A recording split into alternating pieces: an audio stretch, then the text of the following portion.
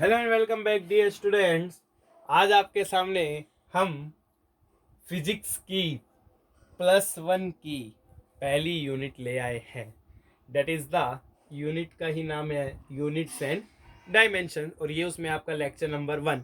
आज से आपको रियल फिजिक्स का थोड़ा थोड़ा एहसास होगा। ये मेरा आपसे वादा है कि आप इस यूट्यूब चैनल के लगातार लेक्चर्स देखोगे तो मैं आपको गारंटी दे रहा हूँ ऐसा हो ही नहीं सकता कि आपको समझ में ना आए। आप जिस बुक के चाहे जो भी सवाल करना चाहे वो आप अटेम्प्ट कर सकते हो। बहुत सारे सवाल यहाँ मैं आपको करवाऊंगा। साथ में मैं डिस्क्रिप्शन बॉक्स में साथ साथ प्रॉब्लम्स की शीट्स भी ऐड करूंगा। जहाँ भी प्रॉब्लम्स की शीट ऐड करूंगा वहाँ आपको मैं वीडियो लेक्चर में बता दूंगा। तो देखते रहिए हमारे और आपके इस प्यारे से चैनल को। मैं नमन आपके सामने लेके आया हूँ फिजिक्स की first unit, that is the units and dimension. चलिए भाई, लिसन केयरफुली। देखिए, सबसे पहले यूनिट्स की बात करेंगे और यूनिट्स की बात करते हुए कहां पे चले जाएंगे हम, डायमेंशंस में, है ना। देखिए, यूनिट्स की बात करते हैं।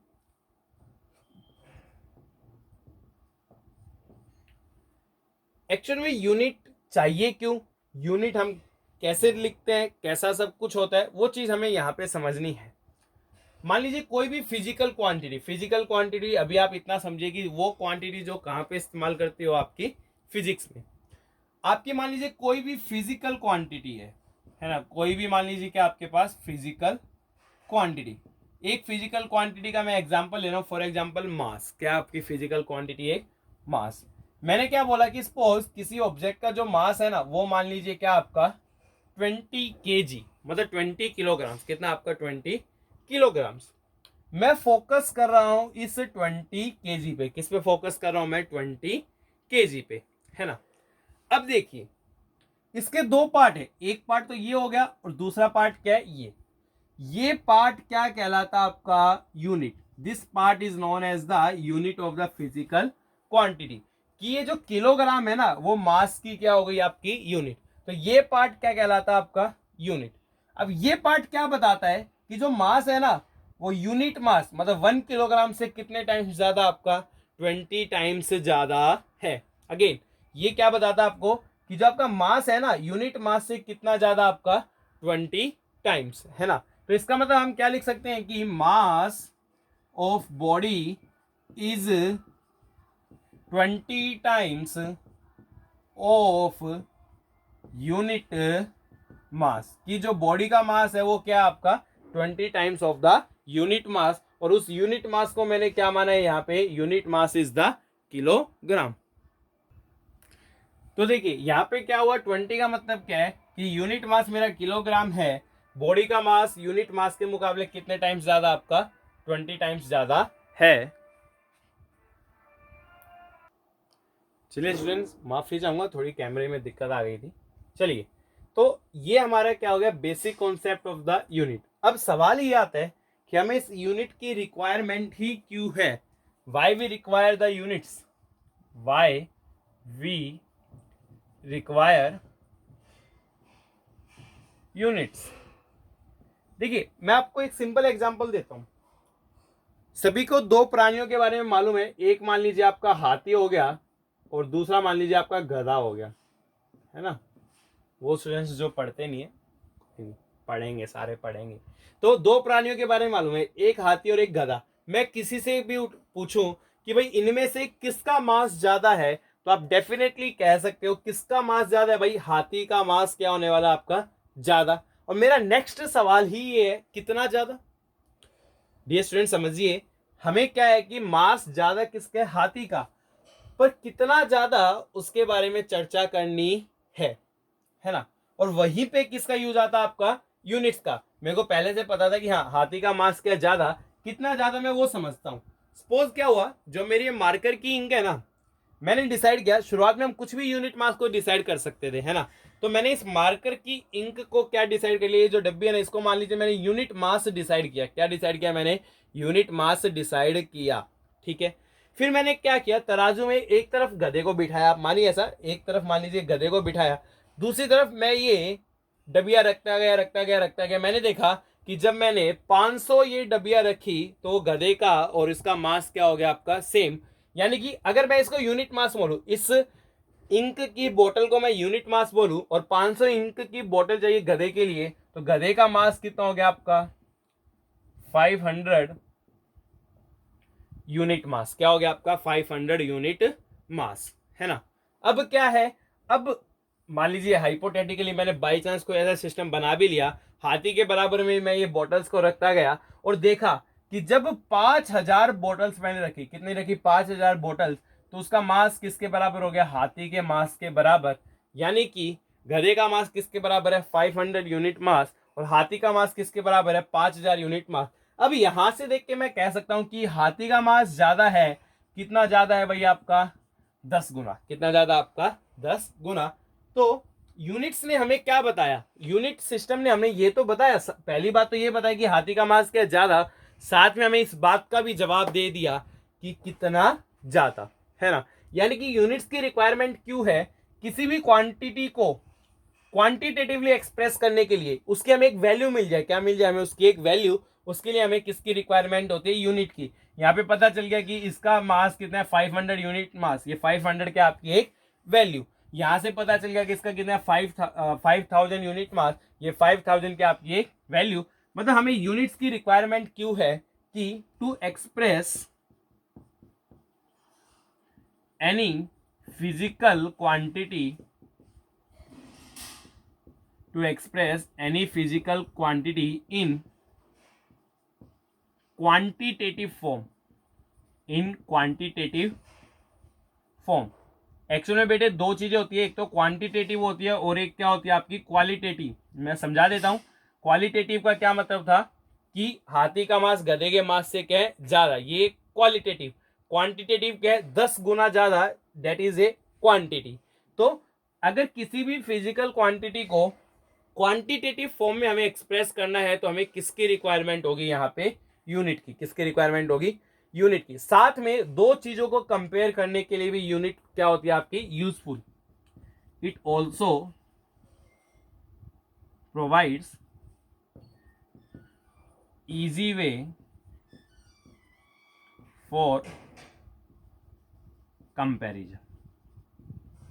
It also provides easy way for comparison. अब क्या हुआ कि देखिए मैं यूनिट मास कुछ भी मान सकता था भाई। आप क्यों कहो सर मैं तो बोतल मान ही नहीं रहा, मत मानो, कोई दिक्कत नहीं थी भाई। आप यूनिट मास इस बोतल को मान सकते हो, इस मार्कर की कैप को मान सकते हो और इस मार्कर को भी क्या मान सकते थे आप, यूनिट मास। आप किसी भी चीज को क्या मान सकते थे, यूनिट मास। अब क्या होगा, दुनिया में भाई लगभग 7 अरब लोग हैं, अपने हिंदुस्तान में 130 करोड़ लोग हैं। हर कोई अलग अलग यूनिट मास मान लेता है ना। मैंने अलग मान लिया, रामफल ने अलग मान लिया, श्याम ने अलग मान लिया, सीता ने अलग मान लिया, गीता ने अलग मान लिया। हर एक ने यूनिट मास क्या मान लिया, अलग। तो हर एक के लिए गधे का मास अलग हो जाएगा और हर एक के लिए हाथी का मास क्या हो जाएगा, अलग। तो हमें समझने में क्या आएगी, काफी दिक्कत हो सकती है। मतलब ऐसा नहीं है कि हम, हाँ एक बात है हम यूनिट मास किसी को भी मान सकते थे, बट ऐसे तो हर कोई अलग अलग यूनिट मास मानने लग जाएगा, तो हमें क्या हो जाएगी दिक्कत। तो हमने क्या किया, हमने कुछ संस्था बनाई। हमने बोला कि ये संस्था जिसको यूनिट मास मानेगी पूरी दुनिया उसको क्या मान लेगी, आपका यूनिट मास। उस संस्था का नाम क्या था आपका, journal conference on weights and measures. क्या था आपका, journal conference on weights and measure. Again क्या नाम था, journal conference on weights and measures. देखिए मानने को ना जो मन करे आप उसको यूनिट मास मान सकते हो, इसको मान सकते थे, इसको यूनिट मास मान सकते थे और इसको भी क्या मान सकते हो आप, यूनिट मास। बट ऐसे तो हर कोई आदमी अलग अलग मानने लग जाएगा तो बहुत सारे यूनिट मास हो जाएंगे, तो काम चलने वाला नहीं है। कोई इसका कहेगा 500 यूनिट मास, कोई कहेगा 200, कोई कहेगा 100, कोई कहेगा 50, कोई कहेगा 70, कोई कहेगा 1000, कोई कहेगा 2000। हमें तो फिक्स चाहिए था, हमें तो एक ऐसा चाहिए था जिसको पूरी दुनिया के लोग मान ले। इसे सब ने मिल बांट के एक संस्था बनाई, कौन सी, general conference on weights and measures, जो कि डिसाइड करती है कि हाँ इस मास को हम क्या बोलेंगे, यूनिट मास। क्या बोलेंगे इसको हम, यूनिट मास। तो ये हमें डिसाइड करके बताएगा कि हाँ यूनिट मास, ये जो बोलेगा सारी दुनिया वही मान लेगी, सारी दुनिया क्या बोलेगी, वही क्या आपका यूनिट मास। तो this is the requirement of units. And ये वो एजेंसी है जो किसको डिसाइड करेगी आपकी, what should be the unit, है ना। अब देखिए वैसे एक नहीं है, 2-3 संस्थाएं अलग अलग देशों के हिसाब से संस्थाएं थी, तो 2-3 सिस्टम फेमस हुए जो हम आगे देख लेंगे। चलिए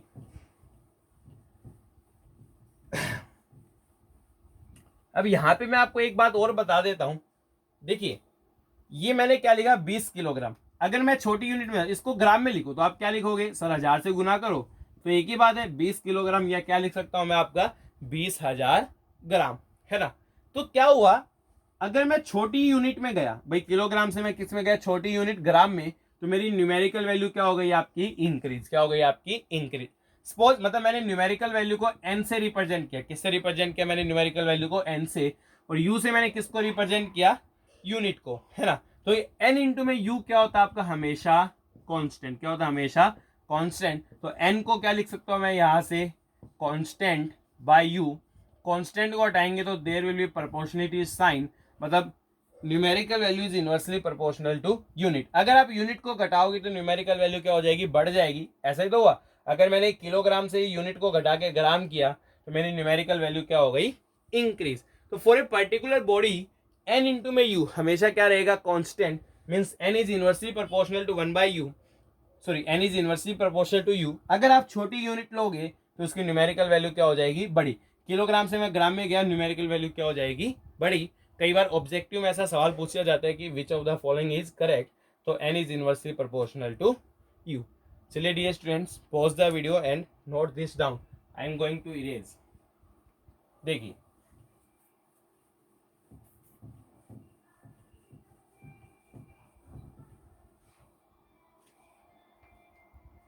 अब क्या है कि देखिए जो हमारी फिजिकल क्वांटिटी, हमने यूनिट के बारे में समझ लिया, मेरे को क्यों चाहिए, कौन डिसाइड करता है, कैसे क्या होता है। अब जो भी अपनी फिजिकल क्वांटिटीज है ना, हम डायमेंशन की तरफ बढ़ेंगे इसके बाद। जो भी आपकी फिजिकल क्वांटिटीज है डियर स्टूडेंट्स, हम उसको दो भागों में बांट के चलते हैं। देखिए दुनिया में तो अनगिनत फिजिकल क्वांटिटीज है, आप फिजिक्स में ही देख लोगे, पढ़ लोगे, आपके कोर्स में कितनी ज्यादा है। तो जितनी भी फिजिकल क्वांटिटीज है ना, हम उनको दो भागों में बांटते हैं। First one is the fundamental quantities, या और इसको हम क्या कहते हैं फंडामेंटल क्वांटिटीज और बेस क्वांटिटीज। एंड सेकेंडली क्या होती है आपकी डिराइव्ड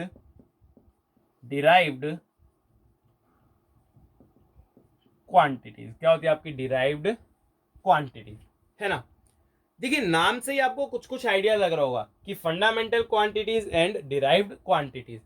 एक्चुअल में क्या होता है कि फंडामेंटल क्वांटिटी तो वो क्वांटिटी है जिनका इंडिपेंडेंट एग्जिस्टेंस है, क्या आपका जिनका इंडिपेंडेंट एग्जिस्टेंस, वो अपने आप में ही एक अलग है, उसका और किसी से कोई लेना देना नहीं है। फंडामेंटल क्वांटिटी मतलब जो क्या है इंडिपेंडेंट एग्जिस्टेंस हो। डिराइव्ड क्वांटिटी का क्या मतलब है कि फंडामेंटल को यूज करके जो डिराइव कर सके वो क्या आपकी डिराइव्ड क्वांटिटीज, क्या आपकी डिराइव्ड क्वांटिटीज। मतलब इनका क्या होता है इंडिपेंडेंट एग्जिस्टेंस, या अपने आप में ही एग्जिस्ट कर सकती हैं। और डिराइव्ड क्वांटिटीज का क्या मतलब है कि फंडामेंटल क्वांटिटी को इस्तेमाल करके हम जो क्वांटिटी डिराइव कर सके that are known as the derived quantities, है ना। तो फंडामेंटल क्वांटिटीज के लिए डियर स्टूडेंट्स दो नेसेसरी कंडीशन है। कितनी की नेसेसरी कंडीशन है आपकी, दो नेसेसरी कंडीशन होनी चाहिए। पहली बात इनका इंडिपेंडेंट एग्जिस्टेंस होना चाहिए। फंडामेंटल क्वांटिटीज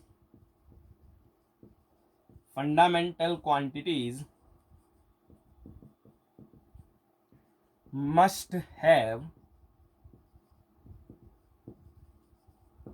independent एग्जिस्टेंस, और वो इंडिपेंडेंट होनी चाहिए, एक दूसरे पे डिपेंड नहीं करनी चाहिए। तो fundamental quantities must have independent existence. Video के लास्ट तक देखोगे तो आपको ये पॉइंट और ज्यादा क्लियर होगा जब वीडियो के लास्ट में जाके मैं एग्जांपल दूंगा। तो fundamental quantities must have independent existence. Second देखिए लॉजिक है, डिराइव क्वांटिटी, कोई भी डिराइव क्वांटिटी है वो यहां से डिराइव हो जानी चाहिए। इसका मतलब क्या है कि ऑल द derived quantities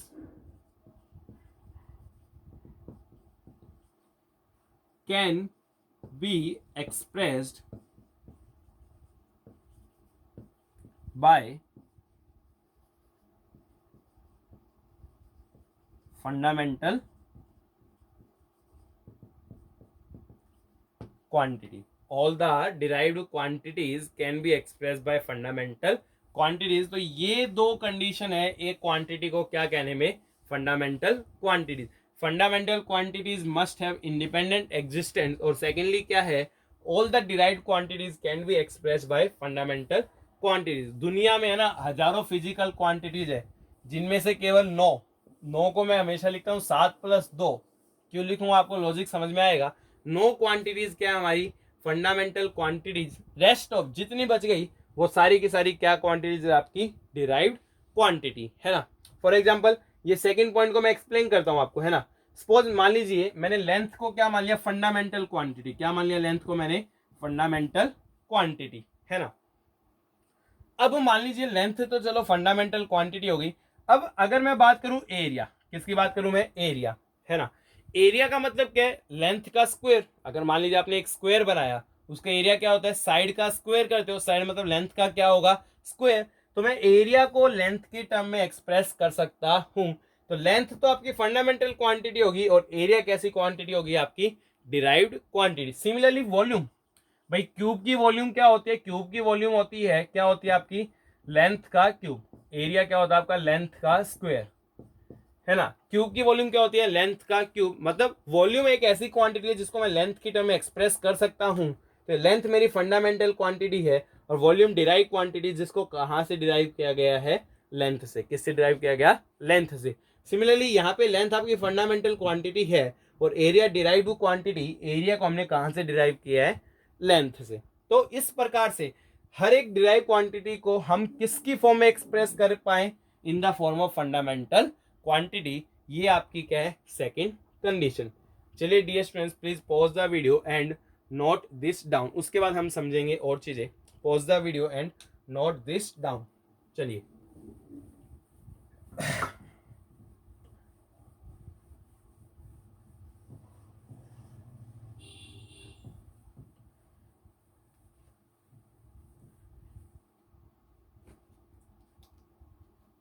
चलिए भाई आगे देखते हैं फंडामेंटल क्वांटिटीज। अब देख लेते हैं कौन कौन सी क्वांटिटी हमारी कैसी क्वांटिटी है, फंडामेंटल क्वांटिटी। फर्स्ट मैंने आपको एग्जांपल दे दिया था लेंथ, पहला एग्जांपल क्या हो गया आपका, लेंथ। सेकंड टाइम, थर्ड याद होनी चाहिए स्टूडेंट्स ये मास, फोर्थ इलेक्ट्रिक करंट, नाम सुना आप सबने। Fifth temperature, sixth amount of substance, seventh luminous intensity, ये 7 अलग लिख रहा हूं, 2 अलग, 8 प्लेन एंगल जो आप पढ़ते हैं ना थीटा, 9th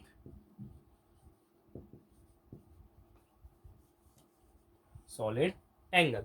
तो डियर स्टूडेंट्स ये क्वांटिटीज क्या है आपकी fundamental quantities, length, time, mass, electric current, temperature, amount of substance, luminous intensity, plane angle and then solid angle. अब देखिए हर क्वांटिटी की कुछ ना कुछ यूनिट है, वो यूनिट कौन फिक्स करता है, आपकी general conference on weights and measure, और भी संस्था है, मेन वो है ना।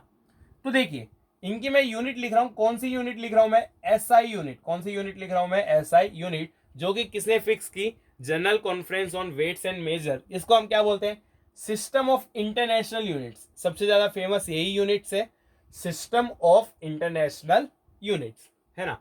तो लेंथ की यूनिट हमारी क्या होती है, आप सभी जानते हैं, एसआई यूनिट क्या होती है, मीटर, जिसको हम किससे डिनोट करते हैं, एम से, है ना। टाइम की ऐसा यूनिट क्या होती है डियर स्टूडेंट, सेकंड, जिसको हम किससे डिनोट करते हैं, एस से। मास की ऐसा यूनिट क्या होती है भाई आपकी, किलोग्राम, जिसको हम किससे डिनोट करते हैं, के जी, है ना। इलेक्ट्रिक करंट की क्या होती है, आपने 10th क्लास में पढ़ा है, एम्पियर, जिसको हम किससे डिनोट करते हैं, ए से। टेम्परेचर, देखिए आपको लगता होगा शायद डिग्री सेल्सियस होती है, पर ऐसा नहीं, टेम्परेचर की ऐसा यूनिट क्या होती है आपकी, केल्विन, और किससे डिनोट करते हैं हम, के से। अमाउंट ऑफ सब्सटेंस क्या होती है unit, mole, denoted by mole. देखिए आप केमिस्ट्री में पढ़ेंगे इस यूनिट के बारे में, पहला ही चैप्टर आपका मोल कॉन्सेप्ट। ल्यूमिनस इंटेंसिटी, इसकी यूनिट क्या होती है आपकी, candela denoted by C D. Again plane angle की यूनिट होती है डियर स्टूडेंट्स आपकी radian denoted by R A D, और सॉलिड एंगल की यूनिट होती है आपकी steradian denoted by S R. तो दीज आर द 9 क्वांटिटीज, और ये क्या होगी उनकी एसआई यूनिट, है ना। देखिए होगा क्या, हमारी जो +1 की फिजिक्स है ना, उसका पहला पार्ट है मैकेनिक्स। शुरू के 9 चैप्टर किसमें आते हैं, मैकेनिक्स, और मैकेनिक्स में केवल इन्हीं 3 यूनिट्स का इस्तेमाल होने वाला है, लेंथ, टाइम एंड मास। +2 में जब इलेक्ट्रिक करंट पढ़ेंगे तो किसका इस्तेमाल होगा, इलेक्ट्रिक करंट का। टेम्परेचर का इस्तेमाल +1 के लास्ट पोर्शन में होगा। ये आपकी इस्तेमाल होगी मेनली केमिस्ट्री के अंदर, amount of substance. Luminous intensity के बारे में हम कभी भी नहीं पढ़ते हैं, ना +1 में पढ़ेंगे ना +2 में। तो हमारे पास पहले दौर में हमें फिजिक्स में मैकेनिक्स पढ़नी है, सबसे इंपॉर्टेंट एस्पेक्ट है पूरी फिजिक्स का, और उसमें केवल 3 ही चीज इस्तेमाल होगी, लेंथ, टाइम एंड मास। क्या इस्तेमाल होगा आपका, लेंथ, टाइम एंड मास। तो एक तो ऐसा यूनिट हो गया, साथ में क्या होता है आपका सीजीएस यूनिट सिस्टम। क्या था आपका सीजीएस यूनिट सिस्टम, मतलब कि नाम से ही है सेंटीमीटर, ग्राम और सेकंड। मतलब ये यूनिट क्या हो जाएगी सेंटीमीटर, ये क्या रहेगी सेकंड्स, और ये क्या हो जाएगी आपकी ग्राम। तो सीजीएस यूनिट के बारे में आपको मालूम होना चाहिए, सेंटीमीटर, ग्राम एंड सेकंड्स। कई जगह आजकल भी सीजीएस यूनिट का इस्तेमाल होता है। चलिए dear students, please pause the video and note this down. उसके बाद हम एक सवाल करेंगे। चलिए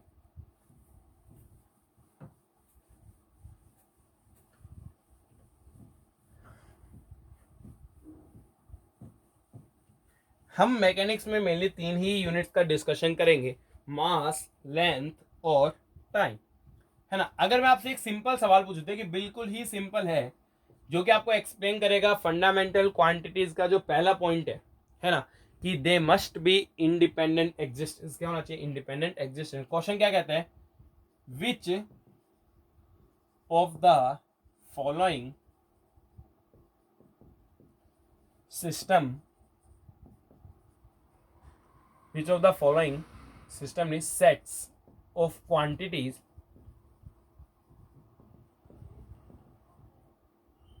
cannot be used as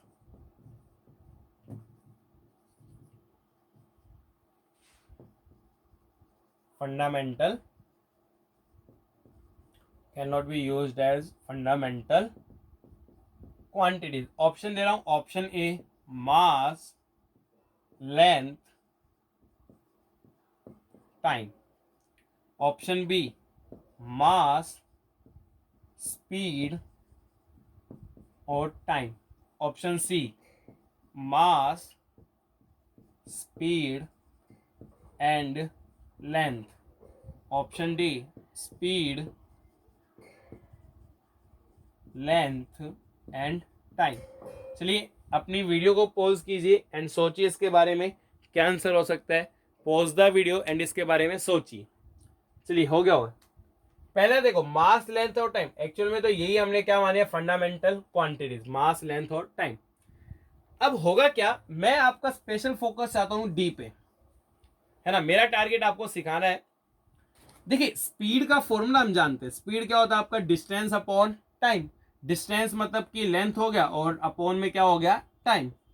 तो देखिए स्पीड का इंडिपेंडेंट एग्जिस्टेंस नहीं है, वो बाकी दोनों फंडामेंटल क्वांटिटीज पे क्या करके डिपेंड। तो ये तो पहली कंडीशन को वॉयलेट करता है, तो ये सिस्टम पॉसिबल नहीं है। पहला क्या था कि ऑल द क्वांटिटीज, जो फंडामेंटल क्वांटिटीज है उनका कैसा एग्जिस्टेंस होना चाहिए, independent existence. But in quantities का कोई इंडिपेंडेंट एग्जिस्टेंस नहीं है। बाकी आप मास, स्पीड, टाइम को भी फंडामेंटल क्वांटिटीज मान सकते थे, जिस टाइम मानी गई इसको भी हम मान सकते थे, इसको भी हम मान सकते थे। अब हमारे पास 3 ऑप्शन थे, तो हमने उसमें से क्या मान लिया, mass, length and time. It was just a matter of choice. किसकी थी, it was just a matter of choice. चलिए आज का लेक्चर हम यहीं पे समाप्त कर रहे हैं। अगर आपको हमारी वीडियोस पसंद है, चैनल को सब्सक्राइब कीजिए, लाइक कीजिए वीडियो को एंड शेयर कीजिए for the benefit of others.